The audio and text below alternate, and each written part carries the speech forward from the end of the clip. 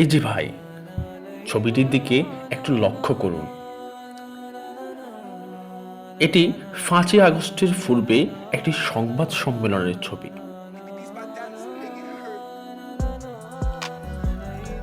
এটি হচ্ছে আসিফ মাহমুদ ঘুম থাকা অবস্থায় তার খোঁজ খবর চেয়ে তার বাবার সংবাদ সম্মেলন করে।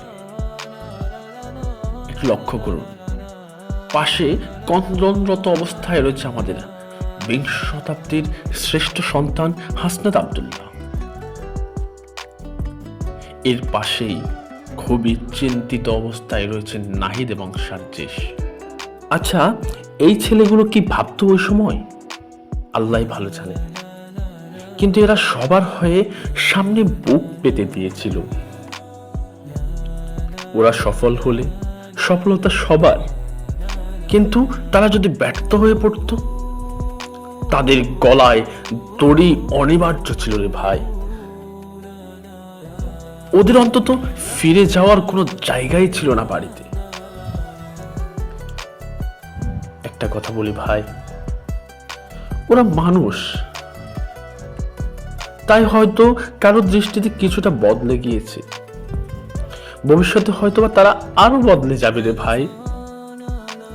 হয়তো তারা ভুল করেছে, ভুল করবে, আরো আরো আরো আরো ভুল বলবে।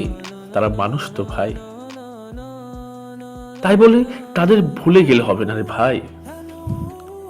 আপনি তাদের নিয়ে টল করতে পারেন, মজা করতে পারেন, বিদ্রুপ করতে পারেন, কিন্তু আপনি নিজের ভিতর থেকে নিশ্চিতভাবে জানেন তাদের সাহসিকতার উপর দাঁড়িয়ে আছে আজকের বাংলাদেশ। তাই তাদের সে সময়ের অসম্ভব সাহসী মুহূর্তগুলোর জন্য বাংলাদেশের একজন নাগরিক হিসেবে তাদের প্রতি কৃতজ্ঞতা ও ভালোবাসা অবিরাম থাকা দরকার। লিখেছেন মুক্তার আহমেদ।